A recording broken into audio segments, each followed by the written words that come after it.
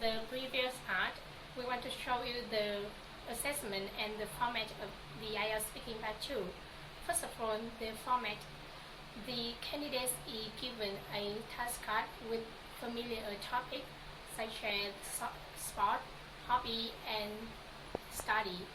You will have 2 to 4 prompts to develop your ideas, and as well as another prompt for you often about the effects or reason or expression. And about the time, you will have 1 minute to think and write notes about the topic. After that, you will have to speak for up to 2 minutes about the topic. And the assessment, you have to assess on the fluency, the vocabulary, and the grammatical use. The examiner will judge if you the right verb stand or not, and how many complex vocabulary that you use. And the last one is about the pronunciation. You have to speak clearly, accurately, and have right intonation. Now I will tell you how to utilize 1 minute to take note. It's obvious that preparation is key for main success in any field, and so do IELTS Speaking Part 2. Taking note helps you shape your part logically. I know at the time you get the topic, you're really nervous, but try to stay calm and collected. Use your time wisely, because it's very time-consuming to worry. So, what should we do in such a short time? Firstly, if you don't want to take risks, remember to follow the guide in cue card. It's a safe choice because it gives you the way to go through, and you will know exactly what to talk about and be able to make a clear plan using short notes and keywords. Secondly, don't try to write down complete answers. Just take note keywords and phrases which are topic-oriented. This can guide you through your talk and help you if you can't brainstorm ideas. You can choose to list or make a mind map, whatever it suits you. Finally, make sure you answer all 5 WA questions: what, where, when, how, and why. By this, it's much easier for you to answer every kind of topic comes to you, regardless of trends ones. Besides, it's a plus point when you can use 1 or 2 idioms to verify the range of vocabularies. And that's all I want to share with you guys about taking notes in 1 minute. How you can learn something and do your best. After finishing taking notes, you have to deliver your answers. And my technique for you is how to have impressive answers. The first advice for this technique is that don't try to memorize the answer. You know that the topic is very familiar, so we tend to prepare some cue card and the answer before taking the test. That's a good point, but some candidates, they try to memorize the answer and think that if they speak for up to 2 minutes, they will be safe. However, the examiner is quite enough to realize if you repeat something or not. And while repeating something you remember, you tend to forget the intonation and the stress. That's a big mistake. And my advice for you when remember is that you can keep calm and be confident. Look at the examiner while answering, and you can add some filler like well, actually, and put the intonation onto each sentence to have you have a good answers. Another advice for you is to look at the notes and the questions.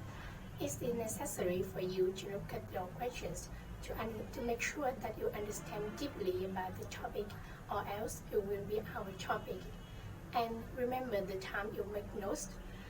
It's appropriate for you to use the notes to deliver your answer.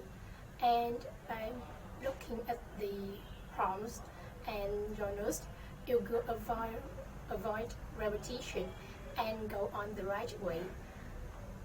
And if you miss any prompts, you are allowed to go back to it.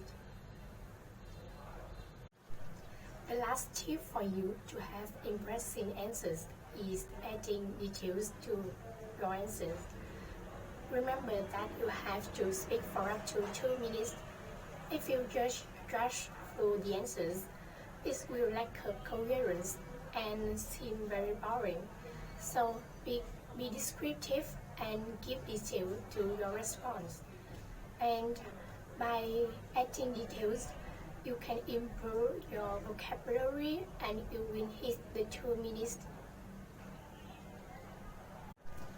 So, to sum up, there are 4 tips for you to have impressive answers. The first one, avoid memorizing response. And the second one, speak from your experience. And it's more easily for you to speak from the past to the present and the future. And the third one is using the prompts and journals. And the last one, try to add in details to your responses to make sure that you had flying color in the test.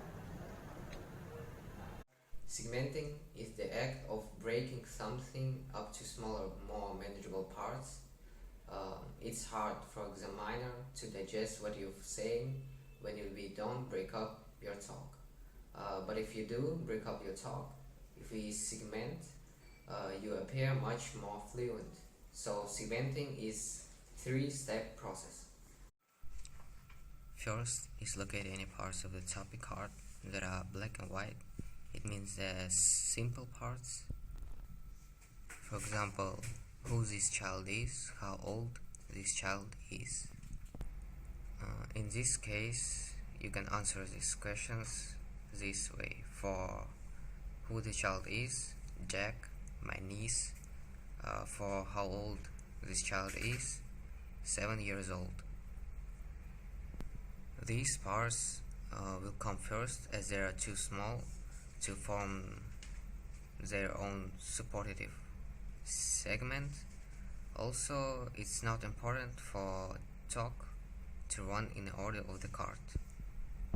In addition to taking notes, you'll need to write down 3 points for each of the remaining prompts on the topic card. If possible, follow the idea,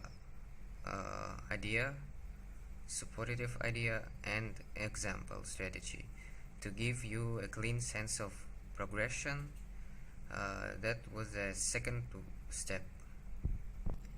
For example, for how often you see him or her, you can say for idea is once a week, supportive idea Sundays, family meal. Example, saw her last Sunday. For what she or he is like, idea intelligent but naughty. Supportive idea, love his mom. Example, help brother with math homework but didn't do his. For how you feel about this child, idea will be protective. Supportive idea can be quite clumsy. Example, watched him like a hawk at the park. Also, you can use this like. And finally, think about how you will introduce each segment. You can go direct. And finally, think about how you will introduce each segment. Always begin with I'm going to talk about. After you have options, you can go direct, straight to the point, or create more indirect introduction to the answer of the topic. Welcome everyone to the last part, solutions to an obvious topic. It's common for our students to worry about getting an unfamiliar topic on the speaking test. Perhaps their mind goes blank and they have no idea to what to say. Hence, I will give you a few suggestions to help you avoid this situation. First of all, students should comprehend that most of the topic in IELTS